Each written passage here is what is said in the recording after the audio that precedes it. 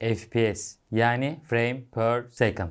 Bir saniyede yakalanan görüntü sayısı. Sinema ilk başladığında 24 kare, yayıncılığa geçildiğinde 25 kare olan FPS neden bu kadar önemli? Peki neden 24 kare? İnsan gözünün gördüğü en doğal hareket bulanıklığını 24 kareyi arka arkaya koyarak bir saniyede oynatınca yakalayabiliyorlar. Bu sebeple de sinemada 24 kare kullanılıyor. Peki yayıncılık tarafında nasıl oluyor? Yayıncılık tarafında farklı bölgelerde, farklı ülkelerde kullanılan elektrik frekansları yayıncılığı da etkiliyor. Bazı ülkeler 50 Hz, bazı ülkeler ise 60 Hz elektrik frekansı kullanıyor. Bu da cihazların ekranlarında dalgalanmalar yaratıyor. Bunları eşitlemek için farklı hertzlerde farklı yayınlar yapılması gerekiyor. Farklı yayınların yapılması için de farklı FPS'lerde kayıt yapılması gerekiyor. Eskiden çok dikkate alınan bu elektrik frekansı artık post prodüksiyonda düzeltilebildiği için bu çok önemsenen bir durum değil artık. Bu yüzden FPS'i biz videonun akışkanlığı için kullanıyoruz. Peki bunu nasıl yapıyoruz? FPS'in kamera üzerindeki en önemli kurallarından biri olan 180 derece kuralı shutter değeri eşittir çarpı 2 FPS değeri olarak hesaplanıyor. İnsan gözünün gördüğü hareket bulanıklığına en yakın olan değeri yakalayabilmek için 180 derece kuralını kullanıyoruz. Yani 50 FPS değerinde bir görüntü çekiyorsak shutter'ımızın 100 değerinde olması gerekiyor. 180 derece kuralını kullanarak insan gözüne en yakın, en sinematik, doğal hareket bulanıklığını sağlayabiliyoruz. Peki biz neden bütün görüntüleri 100 FPS çekip daha sonra istediğimiz kare sayısına göre ayarlamıyoruz? Bunun aslında birkaç sebebi var. Işık kaynağımız yetersiz olabilir. Bir saniye içerisinde 100 kare çekiyorsak ışıktan çok fazla faydalanamayacağımız anlamına geliyor. Aynı zamanda doğal hareket bulanıklığını yakalayabilmemiz için 1/200 shutter kullanmamız gerekiyor. Bunu da yaparsak ISO'yu çok yükseltmezsek görüntümüz çok karanlık olacaktır. ISO'yu çok yükseltmemiz gerekirse de görüntü kalitemiz çok azalacaktır. Çok yüksek FPS'lerde çalışmamız bizim için çok daha karanlık görüntülerle karşılaşmamızı sağlayabilir. Bu yüzden ihtiyacımız olmadığı zamanlarda kullanabildiğimiz en düşük FPS'leri kullanmamız gerekiyor. Eğer bir görüntüyü daha sonra yavaşlatmak istemiyorsak ve bundan eminsek 25 kare hepimiz için yeterli olacaktır. Tabi burada çekeceğiniz şeyin de önemi çok büyük. Çok hareketli şeyler çekiyorsanız ve bütün detaylarını yakalamak istiyorsanız en az 50 ya da 60 FPS'te çekmeniz gerekiyor ki bütün hareketleri bütün netliğiyle yakalayabilmeniz için. Eğer ki bir röportaj çekiyorsanız bunu 25 kare çekebilirsiniz. 25 kare çekerek ışık konusunda da daha az kayıp yaşamış olursunuz.